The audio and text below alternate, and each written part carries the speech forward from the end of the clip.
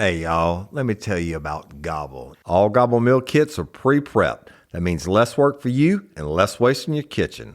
Their meal kits include everything you need so you can save time at the store or just skip that trip entirely. I got the box in and I had 3 different meals. I had a Kung Pao chicken, crispy fish tacos, and a beef bourguignon, however you say it. But let me tell you about the classic beef bourguignon. Look, it came with beef pot roast and a beef broth concentrate, red wine demi-glace, cremini mushrooms, cipollone onions, mashed potatoes, baby carrots, and rosemary thyme butter. It was so easy to make. Literally like 15 minutes it took Cindy. And let me tell you something, and all the dishes were fire, but this thing was like a taste explosion in my mouth. It's just unreal. We got to spend more time together and more time doing the things we love because everything came in this one single box right to my door. So see what a difference Gobble will make for your household.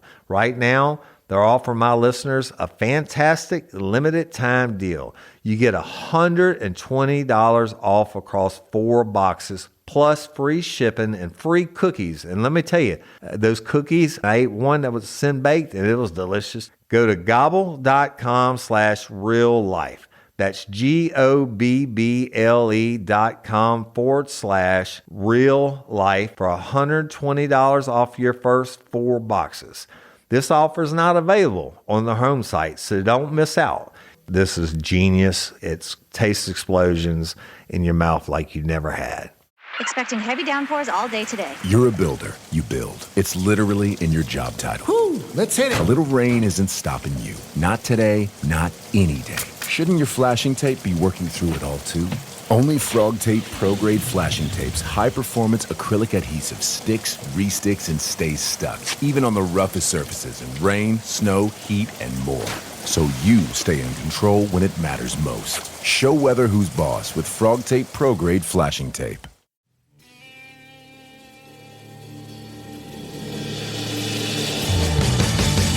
You have the right to remain silent. Anything you say can and will be used against you in a court of law. You have a right to an attorney prior to and during any question. If you can't afford one, the court will appoint one for you. Do you understand your rights? When the wolf is at your door, your running's over, that's for sure. You already knows all about you. Cut you down, no matter by you. Now you better walk the line. Real life, real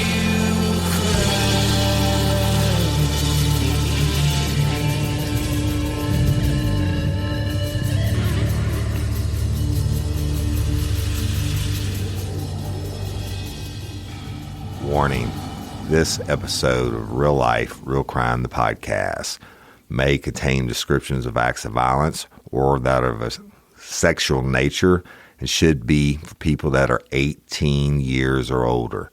Heed my warning, people.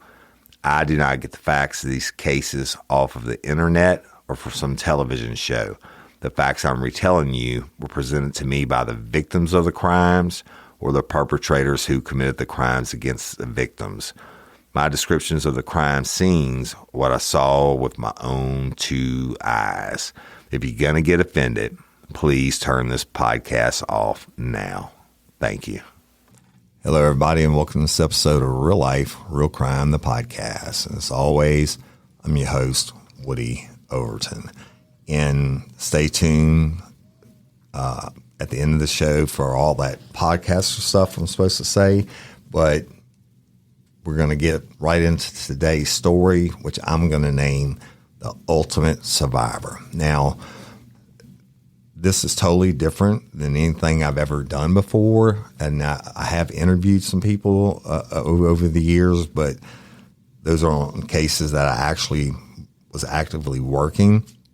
This one I'm not. But this story is a it's a testimony to strength, and it's going to be hard for y'all to hear some of the things, but at the end of it, you'll see why we're calling it the ultimate survivor. In the studio today with me, I have some very special guests, Charley Alaina, and we also have Charley's mama sitting in the corner, and that's Miss Kim Domain, right? And also I have my brother from another mother and producer, Jim Chapman. Okay, so y'all, this story, I'm going to let Charley tell it, and it's her testimony. Charley, I just thank you so much for being here and for being the young lady that you are. So tell me, how old are you? So I'm 17, and whenever this crime happened, I was just turning 15 at the time. Okay, so where are you from? I'm from Denham Springs, born and raised. Born and raised, right here in the LP, Yep. right? And so you went to Denham Springs High School? Yes, sir. Graduated there, too. Right. Putting the cart before the horse, but you're going to go to Southeastern? Yes, sir. And you know that's where I went? Did you know that? I did not know Did that. you know that I also started my police career at Southeastern cool. as a university police officer? So I got a lot of history there. That's my old stomping grounds in Hammond. And of course, Denham Springs were kind of my stomping grounds back in the day. Go Jackets. Yeah, definitely Jim's stomping grounds. But so I've been in an LP for, I don't know, 25 or so years now. And I'm not originally from here. But this is my home, and these are my people, right? I love everybody from Livingston Parish. So, but you graduated from Denham Springs High School, I would guess, this year. Yes, sir. Yep. And so, how was that? It was really good. I was glad for me to be able to graduate, knowing what I went through. It was really, really tough from my sophomore year to my senior year, but I rose above, defeated the odds, and was able to graduate. Right, and excellent, and that's why we're here to tell this story. So, And not an easy thing to do, by the way. Yeah. These days in high school, right? with nothing else going on, it's still not easy. Yeah, to do. yeah. So shout out for that. To Thank you. to be a teenager, period, in high school is tough, and and I know yours had to be extra tough. So you said you're born here, and tell me about your family and growing up, and then you get into your story whenever you want to. Yeah. But tell the listeners about your life. Yeah, so I was born here, stayed here my whole life. Parents always been divorced, so I never really saw them together. So I would go to her house. She was like the one I stayed with most of the time. You're talking about Miss Kim. So yeah, my mom. And my dad was always in and out of rehab until I was about 5. And what's his name? His name is Alan Scott. Okay. And so whenever he finally got clean, I would be able to go to his house, and he was always the fun house, no rules. Hey, you should always love me more. So that's kind of how I was raised. And as I was getting older, he would like talk to me and say like, "Hey, how are you doing?" And just like really making me resent towards my mom, Kim. And he was always the fun house. And then later in 2020, he committed a crime with my best friend, and I was prone to it. He had a relationship with her, and the way I found out was he was on a fishing trip in Grand Isle, and I was with my best friend, and that was the girl. And she was like, "I kissed your dad." I was like, "Oh." She just... I was like, "Oh, so we're just going to really get into it like that." Right. She was like, I was like, "Okay." She was like, Are you mad? I'm like, I don't know. I just turned 15, so I couldn't process all of this. Right. So he came back, and she told me everything. And then he was like, "Well, she kissed me." I was like, "You know what? I'm just not going to get into the middle of this." Yeah. And I was just... So, Charley, let me interrupt you, and I'm going to do that from time to time. Yeah. And if you don't want to answer questions, that's fine, right? We discussed it. So she told you that she kissed your dad, and then you said she told you everything. Can you, if whatever terms you want to use or whatever, can you tell us what everything is? So we were staying in Grand Isle in this camp, and it's a 3-bedroom house, and me and her would stay in one room, 2 twin beds, and he had a big master bedroom. Well, one night she was like, well, I snuck out the bedroom and slept with your dad. I was like, oh, okay. And She didn't go into detail or anything. That's what I'm saying. Did you take it, she meant like she's went in there and just went to sleep, or something happened? They had sex. Okay. So she told you that? Yes. Okay. And when she tells you that, like you said, she didn't go into great details or anything. What is it as a 15-year-old? I mean, what's going on in your head? So, like, at the time, I was just like, oh, wow, my dad, because in my eyes, my dad was like my star. Like, Right. that's kind of how you look up to a dad. Right. Like, he was the one that would taught me how to fish, hunt, Right. mud rise, so everything. Like, Right. he was like the one that was just like my pride and joy. Right. And whenever I heard that, I was just like, is this actually true? She was like, yeah, I snuck out our room and had sex with your dad. I was like, okay. I was like, were you forced? She was like, no, I wanted to. And this girl, like, she was always into older men, and I knew that too. So whenever he came back, for me, it was an awkward feeling, like looking at him, knowing what I knew, and he kind of looked at me and was like, whatever, like he didn't really care what I thought. So Let me ask you this real quick. Did she just offer up this information, or was it in the midst of like an argument and she was like, well, I did this? It wasn't in the midst of an argument. We were always close. We would tell each other everything, as best friends would. We just kind of talking, and we were just talking about boys, and she was like, I mean, I kissed your dad, and I was just like, did y'all do anything more? And it took her about like an hour to finally say what they did, until I was like, okay, wow, this is a little weird. And what point or did you realize that your dad knew what she had told you? So whenever I came back, by the time, like, I think he was 5 miles offshore, she texted him and said she knows, which I guess she didn't think that I saw, but I saw. And, like, the look that he gave me was like, are you going to say anything? I'm your father. I protected you for all these years. So for me, it felt like I was in a debt to him, to where, like, I had to keep this secret. Yeah. So first of all, and let me say this, you were 15 years old. Mm-hmm. Okay. You absolutely did nothing wrong. Yeah. I mean, you're a young teenager, basically, right? So he comes in, and I mean, you looked up to him. He's like you said. Basically, he kind of must have been like a daddy's girl up to that point. Big time. And like you said, it was the fun home and everything else. So that is where it was. And he comes in off the boat, and you know that he knows that you know, and he just looked at you. He just looked at me. He got off the boat. He was like, gave me a big hug. Hey, how are y'all? Missed y'all. Right. It was just normal. Like, he didn't just commit a crime or anything. Right. And so what happened after that? So after that, we were packing up, ready to go back home. We were going to go drop her off in Plaquemine. He was like, hey, do you want to drive the truck? Has a trailer behind it, but it's good. It's good learning for you. Right. I was like, sure. So then they were both in the back seat of the truck at the time. And you didn't even have a license. Did not even have a license. So he asked you to drive, and then he just blatantly gets in the back seat with her. He was like, hey, I'm going to hop in the back seat. They didn't have sex or anything. Right. So, but then things started getting a little weird. Like, they would both get up and move, like, the rear view mirror out the way. I was like, no, we're not doing this. Right. So I turned back, and as I turned back, she was on top of him, kissing him. I said, get the fuck off. This is not right. And they kind of just looked there and kind of smiled. And I was over here just crying, like, what is going on? Like, this is my dad. Right. Oh, man. I can't imagine. And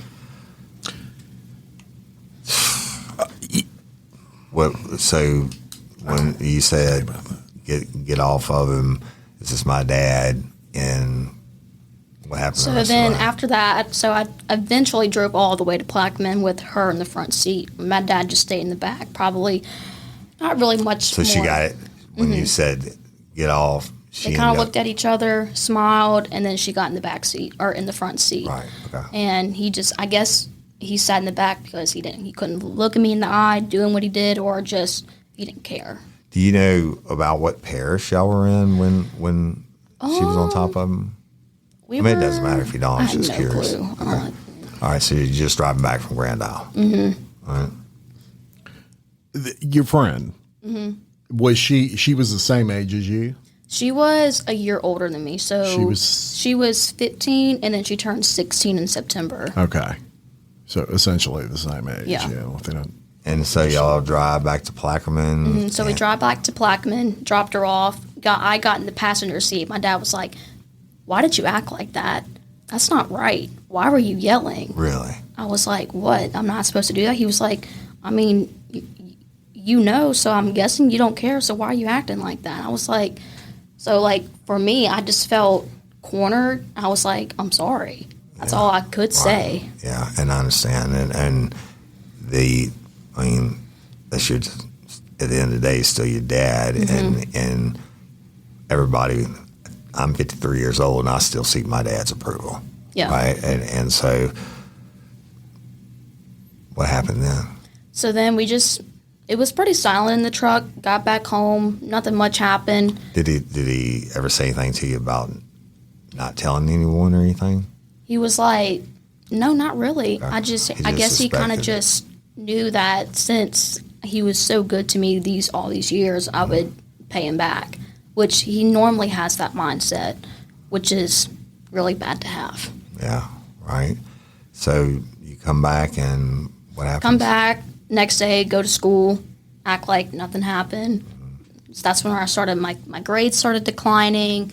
Go back to her house, always get in trouble because she didn't know what I'm going through in my So head. basically, you were acting out, and then I want you to know that's normal, okay? And that's how,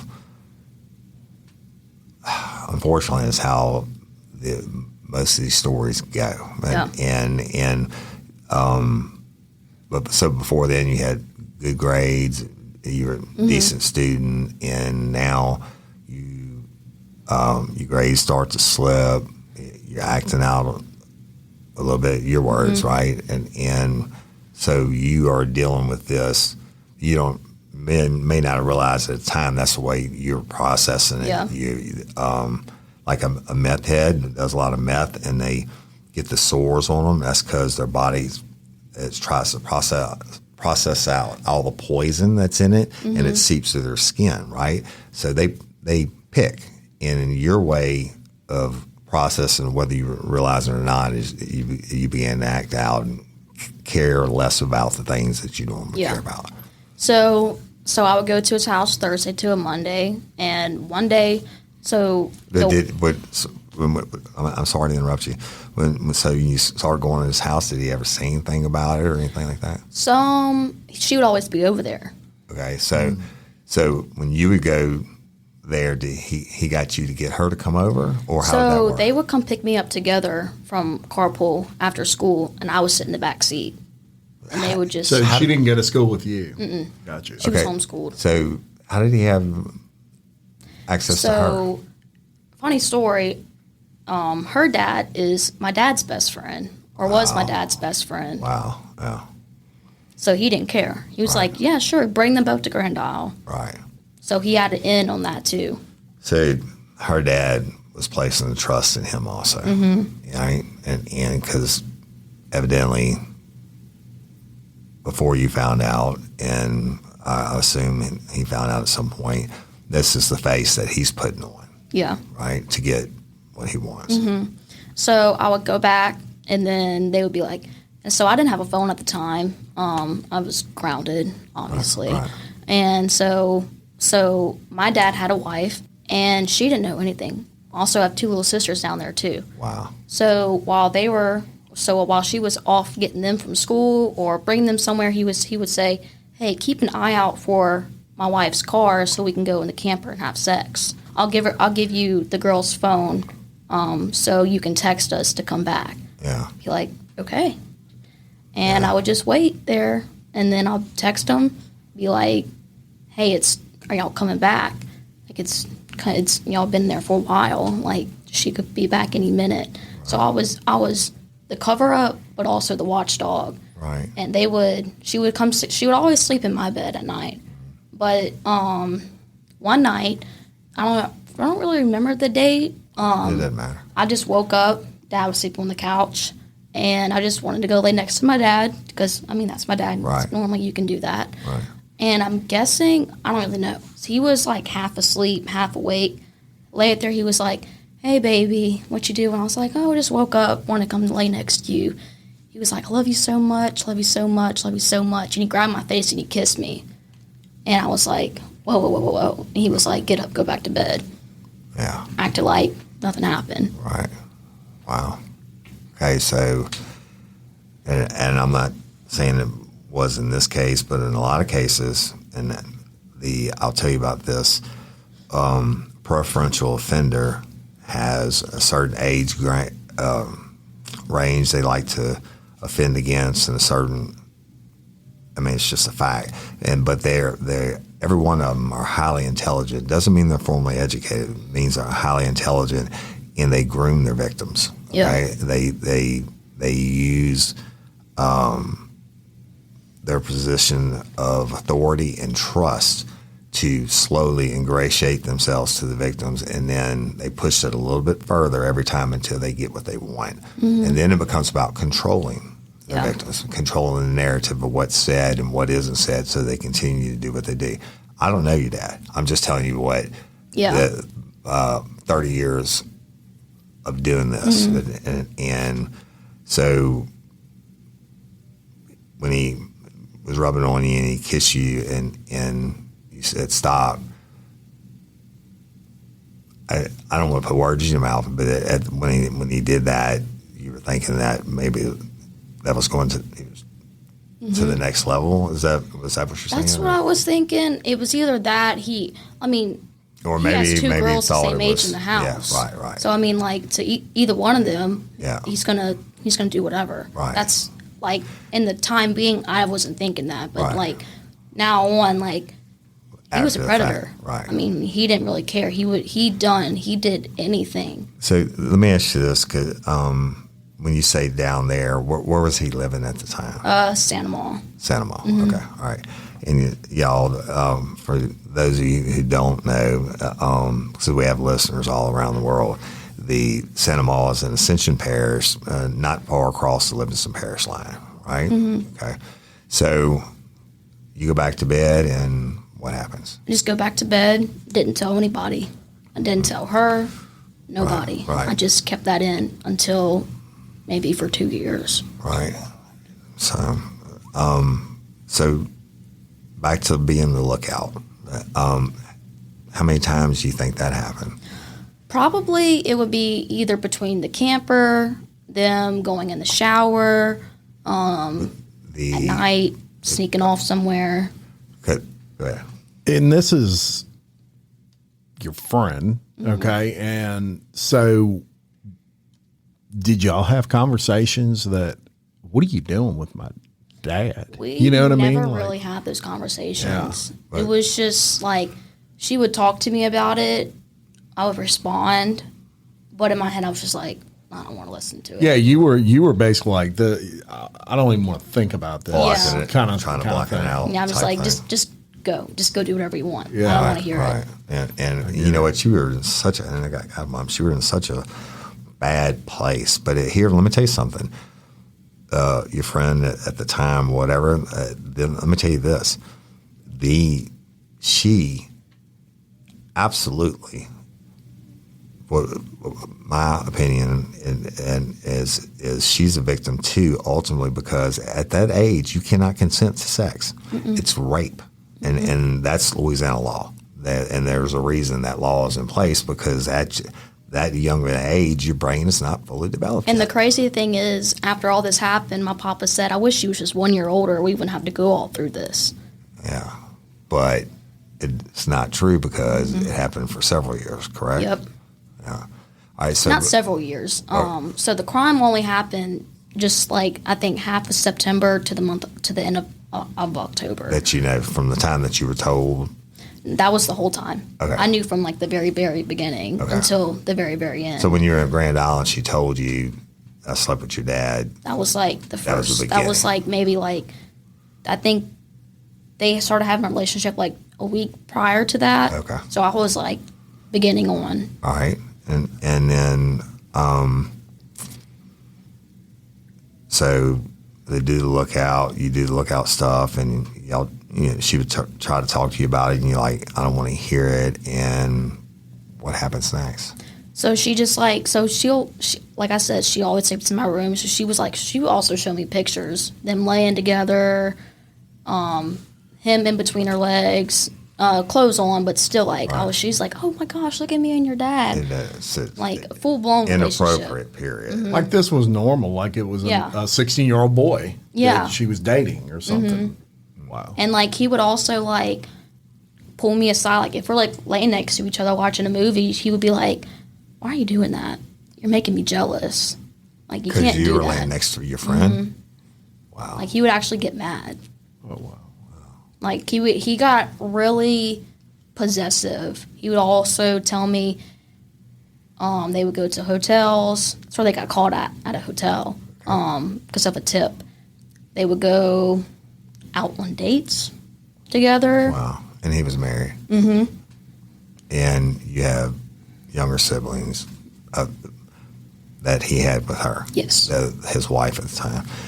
And then when they go out on dates, and so it progresses, and what ultimately happens. Tell us about, is there anything else you want to talk about that before what happened? I don't really think so. I Okay. think that's it. So and again, y'all, we're certainly not going to be graphic about anything. It's not necessary. The story is horrible enough without it. And in real life for crime, I never sensationalize anything. We just give you the facts.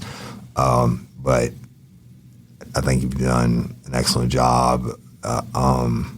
So it goes on, and ultimately what happens. Tell us about how it came to a conclusion. So she later told her dad's girlfriend that was also married, but the wife never really cared. Just a whole weird situation in Grand Isle. That she was having a relationship with my dad, and she was like acting like she cared and acting like she didn't really care. She was like, I don't know if you should do this, but I don't care. It's not my place to tell. She later was the tipster that sent it in. But and again, just to clarify, when you say relationship, you mean what? Boyfriend, girlfriend. A sexual relationship. Mm-hmm. And obviously the jealousy, I can't speak to what's inside his mind about love or anything like that, but there's no such thing under Louisiana law. It's rape. And how old was your dad at this time? Great question. 33 or 34, somewhere around there, I think. Or maybe 30, maybe a little bit older. Mid-30s. Yeah, maybe. mid-30s. Yeah. And so she tells her dad's girlfriend, and at some point they go to, you said it earlier, hotel. They go to a, so where they got caught at, they go to a hotel. And where is that? I think it was West Baton Rouge, I believe. They got booked, that's where he got arrested. He ran a stop sign, and they pulled him over because the truck matched the description. They looked over, saw the girl. They're like, "You okay?"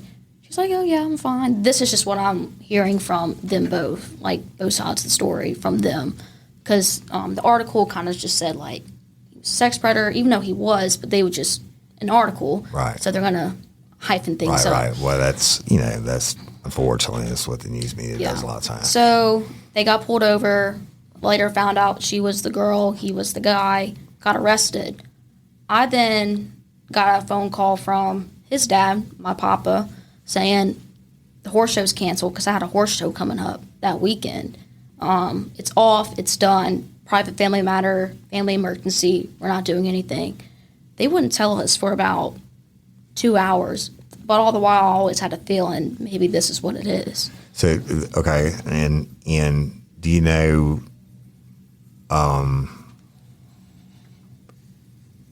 They didn't find him at the hotel. They got him on a traffic stop. So the lady called in a tip that they were going to a hotel, or they and Because she would as much as she told me, she would tell her too. So she knows a good bit of information too about them. Right.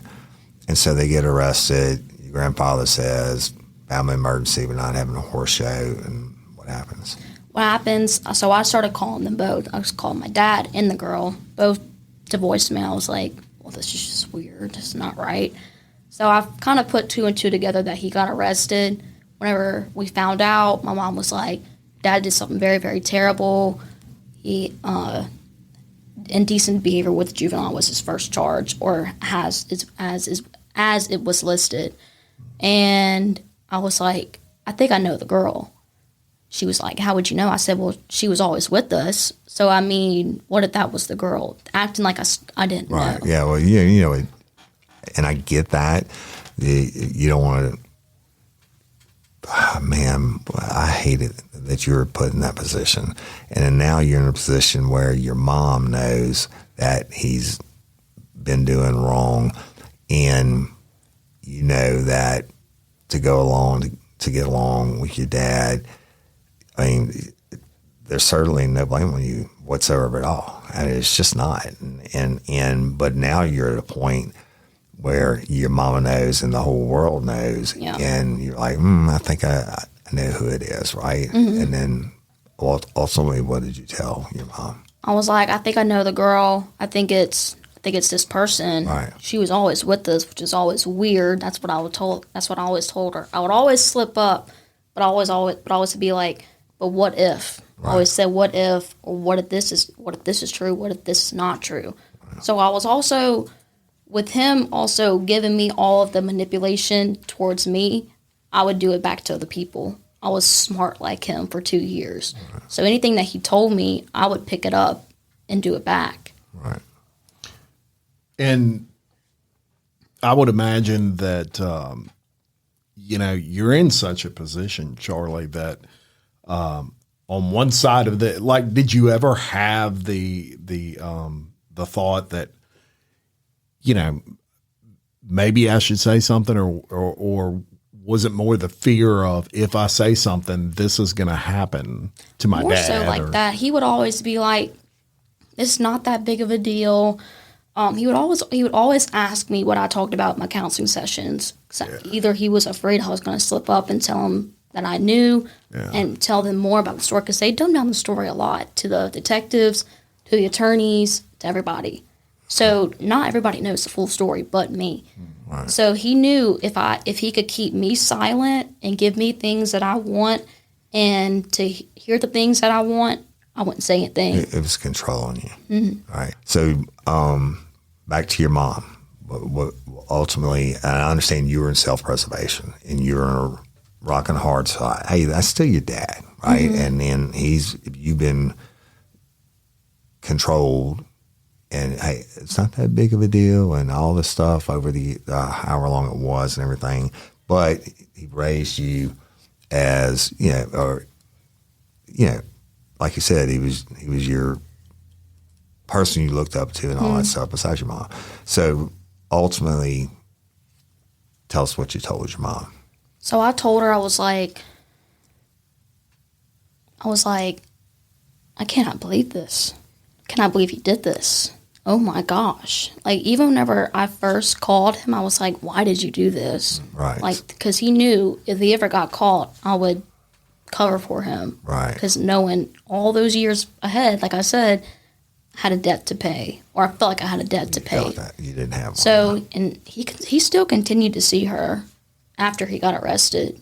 Back to your mom, at what point did you ultimately tell her the truth? I think I told her last year, 2022, and I think the very beginning of October. Okay. Whenever he was kind of reaching like that 2-year mark, we were on a phone call with my dad, and I said, I'm angry at you for what you put me through, for 2 years, not even 2 years, my whole life. You were a liar. He was like, why are you mad at me? You knew everything all along. That's how she found out. Okay. And I was like, no, I don't know. Right. What are you talking about? And I got off the phone. She was like, you knew, didn't you? I was like, bottom of my soul, I knew everything. Right. And as it came up, because I blocked out a lot of stuff that happened. So, sure. Like, things, like as I was saying that things are coming back, it's not a pretty scene. Throwing stuff, kicking stuff, running around the house, screaming. Like I knew all of it. Right. And the finally, all the stuff you've been holding back, blacking out, that's a form of self-defense too. Just like the acting out and the grade slipping and stuff like that. You've finally. Hey, ladies, are you feeling overwhelmed by hormonal changes? Well, you're definitely not alone. There are more than 1,000 hormone disruptors living in our environment right now. It's in your food, your water, the air you breathe, the clothes you wear, your skincare products. They all mess with your hormones. Then there's the natural hormone changes your body goes through, premenopause, menopause. And while it's a natural process, it doesn't mean you have to suffer through it.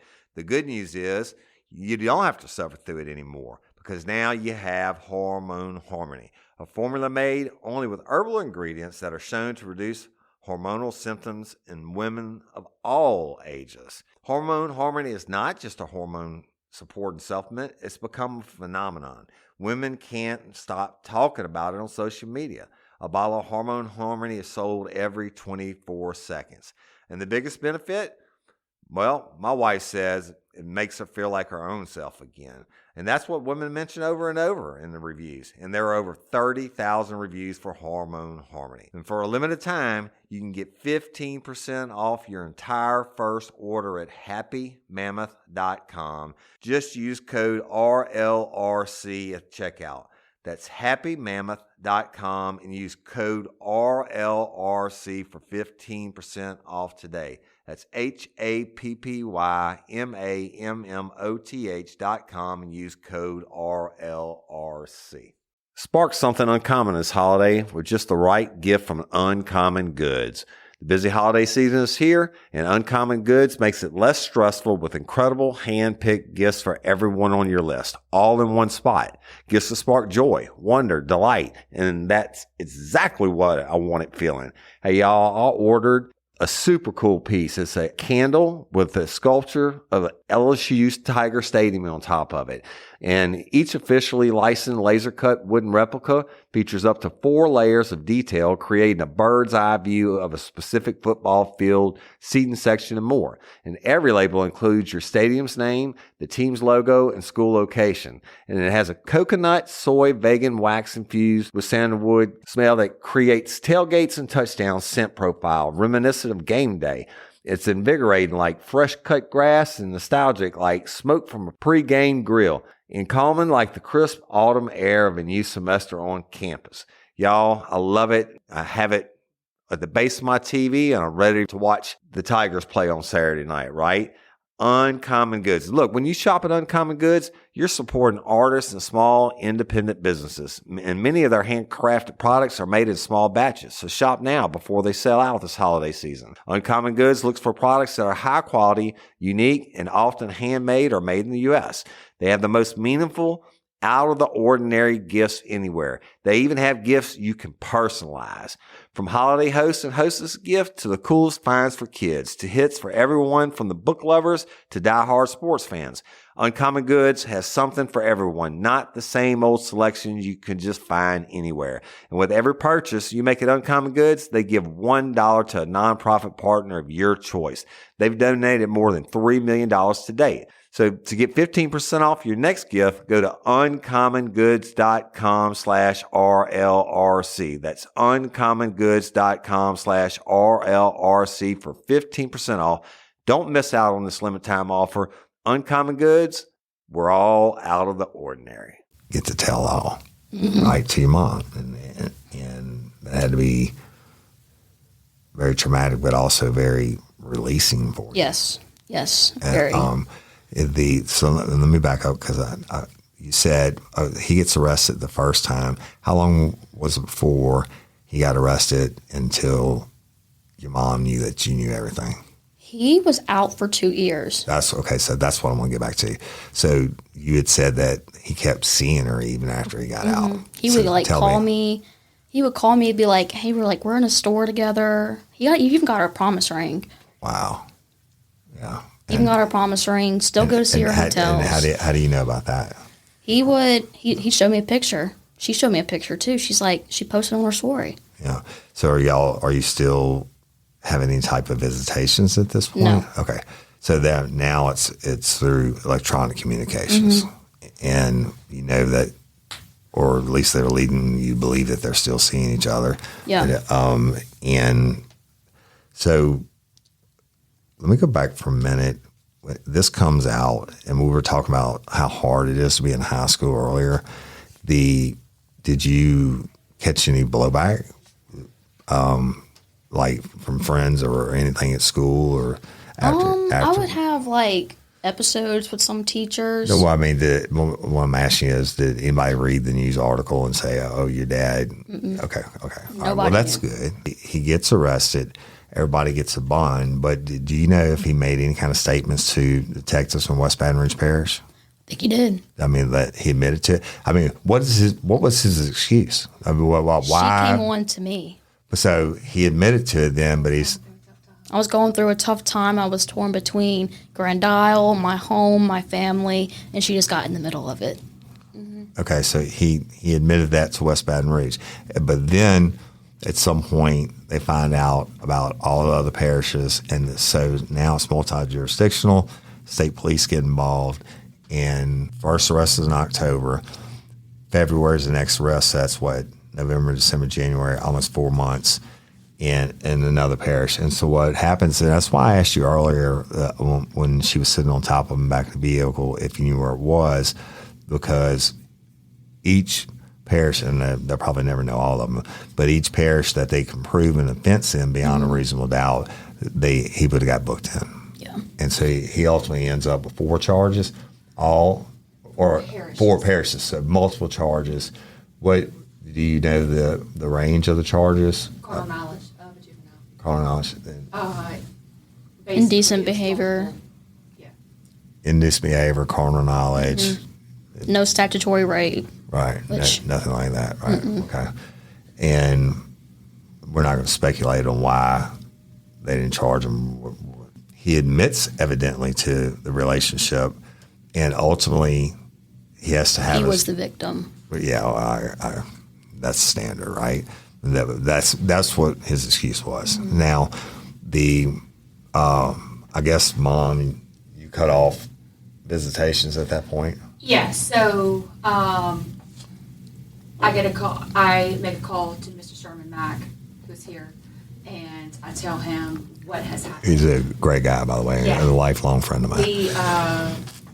We filed for ex parte custody, Right. and it's granted immediately. Right. The judge denied all of the one-on-one time with them, and her dad actually texted me whenever he bonded out of jail. He said, "I'm ready for my time with my daughter." Yeah. And so, Like acting like you didn't. No, he wanted did anything wrong. to do damage And control. So we cut off all ties with him. Tried to. We never really understood why she was so close with him once he did the crime. 2 years later, we find out the why. And then because they kept. the 2 years later, that's after all 4 of the rest of it made. Okay, yeah. so that's when you So from that's when you finally 2020 dumped. to 2022. So- Or you cry. Basically, it's a crying out that So you did. from yeah. 2020, from whenever he first got arrested until she came out with the truth, they were still best buddies. And we could not wrap our brains around why she's still friends with him. You know what I mean? Yeah. Like, why are you not mad at him yet? And she went to all kind of counselors. Money was no object. We're Right. trying to get to like the root of like What what's was going happening on? to her. Right. Like to make it processed through her. Yeah. Right. And Trying to take care of your daughter. trying to take care of the baby. Yeah. Right. And she would go into counseling, say whatever she had to say, and she would get out and would never come out with it. Yeah. Ever. I'll be like, yeah, I mean, woe is me. Such Yeah. a terrible thing. I'm doing better now. Right. That's always my And you were excuse. still holding on to the secret. And you know what? probably nobody would have done any different, Charlie. So you don't ever have guilt about that. You didn't make the decision to have this relationship with an underage child or teenager. You didn't do all this, okay? You were at that time, you were a victim. Yes. When you cried out to your mama and you stood up, and then that's where the title of the story is going to come in. So when you cried out to your mama and you told her the real truth, what happened? So whenever that happened, she was like, "It's not your fault.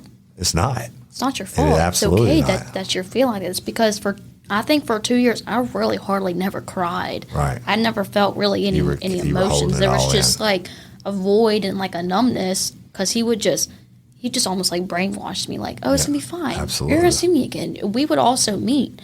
So like we would go like to Waffle House and meet if I'm at his dad's house, my papa's house, because he didn't care. He wanted me to see him. He wanted to make this better for my dad. He was like, "Do you even want him in jail? Like, if you testify for us, he won't get as many years." And so I was okay. Who was saying that? My papa, Charles Scott. Okay. All right. And so it goes on. You tell the truth. Do you give statements to law enforcement or anybody? So I eventually started giving out some statements. I went to West Baton Rouge to the prosecutor. I was like, "I want to give a victim impact statement for his trial coming up, for his sentencing trial." So let me ask you, he admitted to it. I'm sure he dumbed it down for him or downplayed his part in it. But so is he just getting sentenced, or is he having a full-blown trial? Did he? He's just getting sentenced. So he's getting sentenced. So probably they struck a sweetheart of a deal, but maybe they didn't know how bad it was. Whatever. So you go in West Baton Rouge and you say, what? So we got an interview with them. He was like, hang on. You need to go talk to our detectives. We went to the detectives. They were like, "Oh my gosh, you went through all of this crap?" I was like, "Yep." They were like, he was like, "Well, he needs to be buried under the prison." I was like, yep. He was like, "I cannot believe you did that to you." They were just shocked. Right. They were like, "We never heard anything like this." I want to give a shout out to the West Baton Rouge Sheriff's Office detectives. Great bunch of guys. I had to go against them on a cold case, on Mary Poche's case, but ultimately they stepped up and they did the right thing and they worked it how it should have been. And he's in prison for, I mean, he's going to die in prison for it. But shout out for them for standing up for you, right? So the prosecutor was always on my side. I forgot his name. Yeah. But so whenever sentencing happened, we were there for about 5 hours. So it was me, my mom, my dad, Daniel, who my mom married. Now is my dad, father, everything. Gotcha. So my Nana was there, and then one of my older friends was there just as support. So about 5 hours. And y'all are in the West Baton Rouge courthouse. And ultimately, the head prosecutor is going to be the DA, Tony Clayton. But cases like this, he would pass down to his underlings. He didn't have enough hours in a day to work all the parishes that he covers. And Tony Clayton and I, through another case that I did, I've known him forever, and he's a bulldog, and ultimately I think his heart's in the right place and he's a good guy. But so you go to the courthouse with all these people, you're expecting to have a sentencing hearing, and you are expecting to give a victim's impact statement? Yeah, so like the victim people were with us the whole victim's time. advocacy? Yes, they were there sitting behind me and be like, "Are you ready? Are you excited?" I'm like, "Oh, I'm so ready." Yeah. Like thinking. You were going to finally have your moment. Mm-hmm. And his family was there, my papa, some of his AA sponsors, which didn't really do anything because he was also on drugs at the time. Yeah. He was late. He probably came in an hour and a half after the whole courthouse thing started and dozing off in his chair. You're talking about? My dad, yeah. Alan. Right. And he just was out of it. He got up there, was mumbling, and then the prosecutor was like, "We have a victim here. It's his daughter." And so before that all happened, his attorneys went up and was like, hey, there's a girl over here. We don't know if she's going to speak or not, but if she does, she's not a victim. She's not in her documents. She can't speak. And who was his attorney? I have no clue. Tommy D'Amico. Tommy D'Amico. Now, I've known Tommy D'Amico for a long, long time, and and I understand if y'all hate on him in this case, but ultimately, at the end of the day, he's a great attorney. A defense attorney's job is to do the best they can. I mean, everybody has a right to defense, and he really is one of the best. Yeah. And so I'm sure they paid a pretty penny to have him too. Oh yeah. But so Tommy tells the judge that you're there to speak, but you're not a victim. Mm-hmm. Okay. So then the prosecutor was like, hey, we have Alan's daughter back here behind me ready to speak. And the judge looked at me and was like, you're not a victim. We can't allow you to speak. Just because you're his daughter, we don't know if you are telling the truth or not, pretty much. Right. Like, you're not listed, and it's not in our protocol to let you speak, pretty much. But you had given statements to law enforcement. Law enforcement told you, I can't believe Every this happened to single you. person I've talked to said I was one of the biggest victims in the whole thing. Yeah. And that's, did you talk to detectives outside of West Baton Rouge Parish? Talked to Ascension about the crimes that happened at his house and any other that happened. Talked to Denham whenever he would just bring me stuff like alcohol or something. So we later got that situated. So he has charges here and here too in Denham. Livingston Parish, yeah. And okay. But you know what? And then of course I wasn't there, but you told me they got you to be a lookout. That makes you, all of it makes you a victim, no doubt about that. That he knew it and acted like told you there's nothing wrong, blah, blah, blah. So that day you didn't get to give your statement, did you? Yeah, so in my head I was like, he won again. Like, this is not fair. Like, why am I going in these circles and circles? So it was a two-story courthouse. Yeah, so we West took Baton Rouge. the elevator and they took the stairs. Well, as soon as the elevator doors opened, he was just there holding the door, like, "Oh, look, I didn't get arrested today." Your father. Mm-hmm, my father, Alan. So I looked at him. I said, "Don't you ever fucking talk to me again." Like, so the first time I did, I was like bowing up, and he just laughed at me, like, "Who are you talking to me like this?" In his head, I said, "Oh, so you're laughing at me, like yelling now?" Yeah. He just walked away. I said, "Don't you ever talk to me. You are not my dad anymore. I'm done." We walked out. 7 cops came down. It took my Nana to keep me from going out, because as I was saying this, I was going after him, and he was just laughing and walking away. Right. 7 cops came down. They're like, "What is going on?" My Nana, Cherry, was like, "This is what y'all get for not letting her speak. This is her showing. Like, this is her emotions coming out, saying that she's a victim." Right. And so he got a sentence that day, and what was it? It was 3 years. So he just, like, walked free, and I was, like, back where I was before. Like, he silenced me in a whole other way. Hey, let me ask you this. This is very important. I know you didn't get to give your victim's impact statement. This just hit me because I did it my whole career. But for him to plead guilty, right, and he got a sweet Harvard deal, no doubt about that. But for him to plead guilty, he had to stand up in open court and say what he did. Mm-hmm. So what did he say? To the best of your recollection. He was high. He couldn't. I mean, he said his address backwards. This is what I'm saying is this. I wasn't there. Jim wasn't there. But guess what? It's all a matter of public record. Anybody can go look this up in West Baton Rouge records and now everywhere else. I assume he's pled everywhere else. So we don't have any direct knowledge of what you're telling us today. But guess what? If y'all are so inclined, you go to, as a citizen, it's a public record. You can go pull these court minutes and read exactly what he pled to in this case, right? And so you can also go look up his name. There's 2 articles about him, one from the Advocate, one from WB. About him taking the guilty pleas or being arrested? Being arrested, the whole story of him being arrested. Did they do any articles about him pleading out? Mm-mm. Okay. Did they tell you anything? Did they say anything in court about the continuing relationship after, or they just went with the initial She's charges? the only one that knew about it. Yeah, I was the only one that knew about But you it. told them about it, but they didn't I say anything about told, it in court. told West Baton Rouge about that because I didn't know what parish but he was in. You tell them about it and them being able But to they prove told it beyond that a they were reason. going to get state police involved about Yeah, that. but Yeah. again, you telling them about it and then being able to prove it is not like you were with them because you know your visitation was revoked and all that. So I get that. I hate it, and it's not right. But they're saying is, or their thinking is, we can't prove those actions in furtherance beyond a reasonable doubt. But it doesn't matter.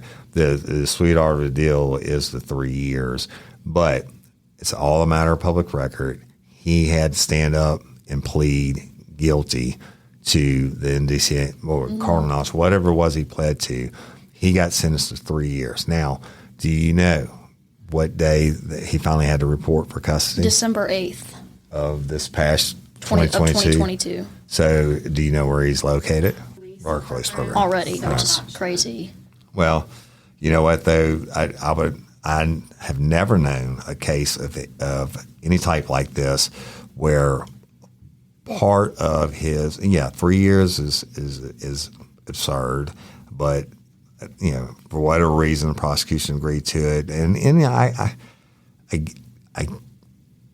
get it because y'all don't have the knowledge on that side that I do, and I get they're getting it through, they're closing out. But now what they're thinking is, and I know it had to be put in part of his sentencing, when you get out, you got to register as a sex offender for the rest of your life. Yep. Wherever you live, you got to tell all your neighbors you're a sex offender. And guess what? It doesn't say what you did. So my wife came home one day and she Even was on like, Life 360, it'll pull Yeah, up all the that's right. registered That's sex right. offenders. And like, that you're going to be on there now too. that came up later, but here's the Charlie, I want to tell you this. My wife came in one day and she got a thing in the mailbox and had the guy's picture on it, and she was all freaked out. I said, baby, if you went on the computer right now and searched how many sex offenders are living around us, you'd be shocked. Yeah. But he has to live with that for the rest of his life. And there's, I guess there's no real solace in that. Hopefully he won't offend again.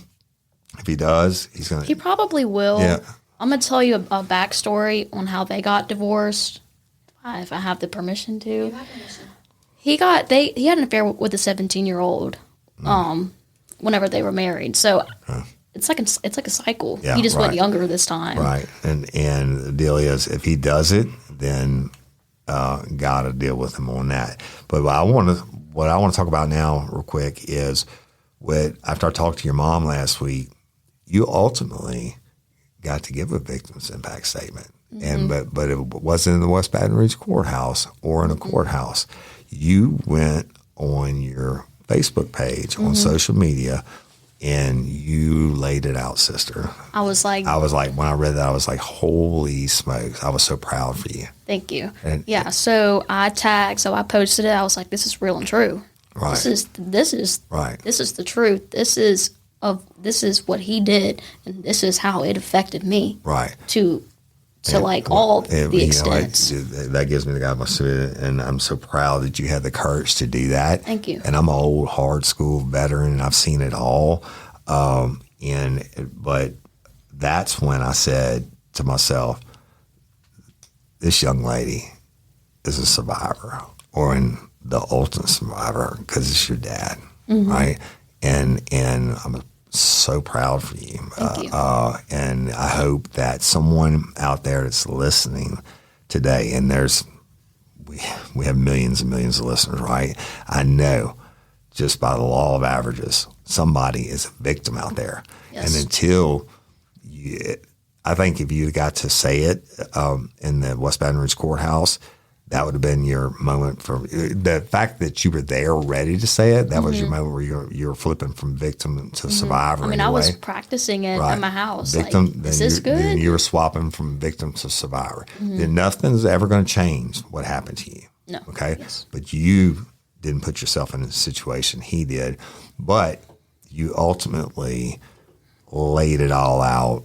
And I was like, Charley is the ultimate survivor. Thank you. And I want y'all, if you're out there, and I know somebody out there is hurting, somebody out there is going through a similar situation like this when they're in between a rock and a hard place, and they've been groomed, they've been, a lot of them are threatened, and it's just bad situations. You don't have to live with it. You can tell someone and become a survivor. Don't be a victim. It's just. You are a very impressive young lady. Thank you. The fact that you can sit down and get behind this microphone right now and sound as put together as you are is Well, I'm impressive. not in front of like 500,000 people. Well, that's right. But it really is impressive. And your career path that you're choosing is interesting considering. So tell everybody that. So I'm going to Southeastern to major in psychology and also to minor in criminal justice. Yeah. It fits pretty well. Right. And like a puzzle piece. Yep, Cinderella's shoe. Even more important, at this time, what is your plan? What would, and I already know the answer, but what at this time, what do you plan to do with that degree? So I'm planning into going to the CASA with the kids. Y'all, that's the Child Advocacy Center. That's who works with victims of, it could be crimes of violence. Well, rape is a crime of violence, but they work with children who've been offended against. And they also, y'all have heard me talk about it a million times on different shows. The people that do this are absolutely amazing. And these cases would never get brought to justice if it wasn't for the CAC workers. And you're planning on doing that. Yes. I'm really excited about it. I feel like since what I went through, I can kind of connect with those kids more. Absolutely. Be like, look, I understand. I may not understand your story, but I'm gonna 100% understand your hurt. Right. I understand betrayal, family betrayal, all of it. I mean, I understand suicide, I understand depression, anxiety. I understand also anything that those kids has gone through. I may not have gone through it similar, but I've gone through the same hurt. Yeah, you can relate. And that could be the difference to somebody opening up and not. Right.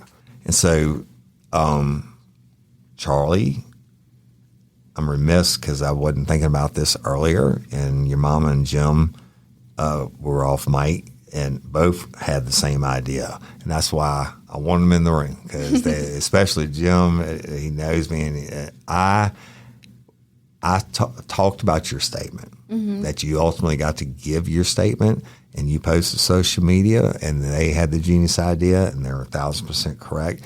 Do you want to read your statement to the world? Because you know we're going to 167 countries and millions and millions of people. So this is your statement that you posted on social media. This is a statement that you want to give in front of your father, because he's no longer your dad. That anybody was like, maybe you should just say it right in front of his face. Right. Just like yell at him. Well, for you know it. what? Wherever he's locked up at, somebody's listening to Real Life, Real Crime, and they'll let them know that they heard it. So if you want to, the floor is yours. All right. So I was only 15 years old when this happened. I had to face many roller coaster rides because of you. You made me go through depression, heartaches, and turmoil. You made me hold this secret for 2 years so you could save yourself. You were not facing your consequences. I was behind bars while you were out free, not caring who you would hurt in the process. You hurt me the most by making me hold this secret in. No counselor, no family member, or friend did not know how to help me. The counseling sessions only made things worse because I was lying the whole time. I was not helping myself. I was only helping you, and I was protecting you. You never protected me. You only manipulated every situation you are or will be in. I got diagnosed with depression. Still no one knew how to help me. Had to go through many phases of suicide attempts and had to be hospitalized because of it for a week. While I was there, still no one could help me. No one. No psychiatrist could figure out what I was going through because of you. Got a prescription for depression. It still did not work. I was lying to everyone that I loved because of you. I sacrificed so much because of you. My grades started declining, which means I had to miss out on all the college opportunities I could have had. You took my life away from me. It was not fair. I was only 15, barely 15 at the time. I would have flashes of anger, but no one knew why. I would punch walls just so I could feel something. I was left with bruises after. It made me believe that my mom was the bad guy all along. When I came out with the truth, my eyes were more open than ever. I realized that you manipulated me the whole time of those 2 years, from 2020 to 2022. Now I'm having to face the pain of that. My own father using his daughter is the worst thing that a father can do. Even when I called you a month ago, you flipped it onto yourself. Imagine how that felt for me. You will never let me be angry with you. I am angry now, because the more and more things that are coming back to me, the more and more that I realize that you were not the father figure you were supposed to be. You took my life away for 2 years. 2 years I was protecting you, and it was eating me alive. I had no motivation to do anything. I never went out, never hung out with friends, nothing. I was in my room getting beat up because of what you did. I was going through what you should have. I was a kid, and you were an adult that was my father at the least. Daniel was a father to me more than you were. He showed me how a father was supposed to parent and love a daughter. I will forever be thankful that I have him in my life. My life was set before you did what you did. I was never meant to be put in that situation, never, but you did. Wow. I got love for you. And you're starting to tear up, and you make me tear up. All right? And I'm so proud of you. Thank you. And I know your mama is, and I know Jim is, and Ultimate Survivor. And y'all, that was Charley's statement that she wanted to read her father in the courthouse and didn't get the chance. Wow, that's amazing. Jim is crying. Yep. You know, and I have daughters. I have twin daughters the same age. And I could not imagine that. And wow, you are awesome. Thank I mean, you. just that strength that you're using right now to have, you know, you're in the process of getting through this, and it will serve you one day. You'll be surprised how much that'll serve you.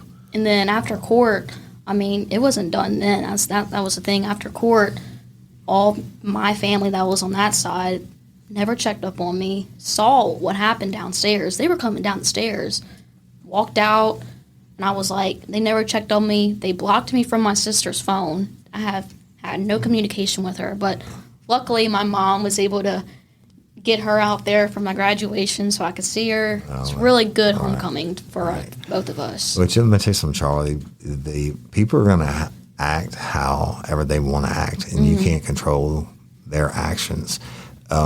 Got to work that out. And how old is your sister? She's whenever this all happened, I think now she's 11. One day, when she turns 18, even if they hold her back until then, one day maybe she'll hear us. I doubt if she'll hear this, but one day she's going to get to know you, and you're going to be the same beautiful person you are now, and you are amazing. Thank you. And I'm going to tell you something. I've been doing this going on probably 6 years, and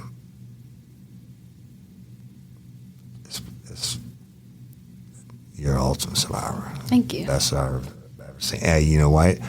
I'm going to follow you for the rest of my life. How about that? You and I are now family, and I want to know what you do. Okay? Sure will. All right. What an episode! And thank you. And I mean, I think it's the best, most meaningful. And we've saw a cold case. We've done all kinds of stuff. Won all the awards in the world. To me, this is on a different level. Best we ever did. Hooray! And with that, y'all, I'm sorry I cut you off. no, you didn't. With that, Yeah. I gotta talk about. I'm not gonna say all the great podcaster stuff, but I'm gonna conclude the episode. Ultimate Survivor, Miss Charley Alaina, and what a hero. All the podcast stuff, I'm not even gonna say it. Charley took all the wind out of my sails. Other than Louisiana, Oregon Procurement Agency, I will always end with them because, like Charley, they're heroes. Go to lopa.org, sign up to be an organ donor. You don't have to be from the state of Louisiana. If you're a lifer from, you pick me a country or you say something. Wait, what Pick me a country anywhere in the world. Where are you going on your senior trip? Africa. Okay, if you are a lifer from Africa, and we have a lot of lifers in Africa. If you're a lifer from Africa and you want to become an organ donor, you don't have to be from Louisiana. Go to lopa.org, take 2 minutes, fill out the little questionnaire, the form thing, whatever they call it, and become an organ donor. Be a hero like Charley, but through LOPA, you can give the gift of life and all that other great stuff. They're a nonprofit organization, and always in the shows with them because I got mad love for them. And I'm Woody Overton. First of all, thank you, Charley. Thank you, Miss Kim. Thank you, Jim. And I'm Woody Overton, your host of Real Life, Real Crime, the podcast. And until next time or ever, don't let me catch you down on Murder by Peace.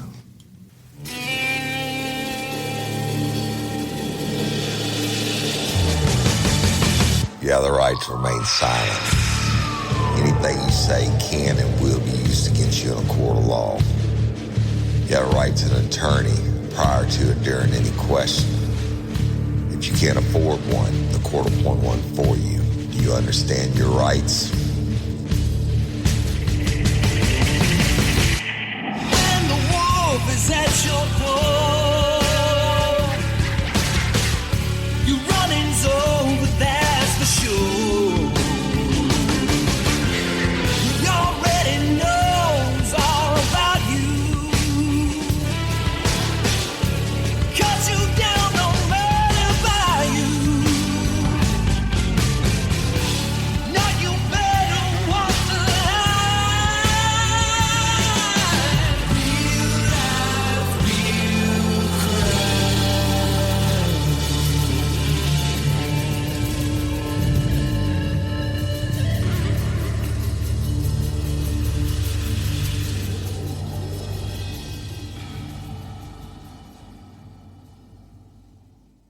At the UPS Store, we know being a small business owner means holiday time is still go time. Still get those orders shipped time. And still re-up on stamps and supplies time. That's why this upcoming holiday, while others close up shop, we'll be open. And happy to help you keep being unstoppable. Come into your local store today. Most locations are independently owned. Product services, pricing, and hours of operation may vary. See Center for details. The UPS Store. Be unstoppable.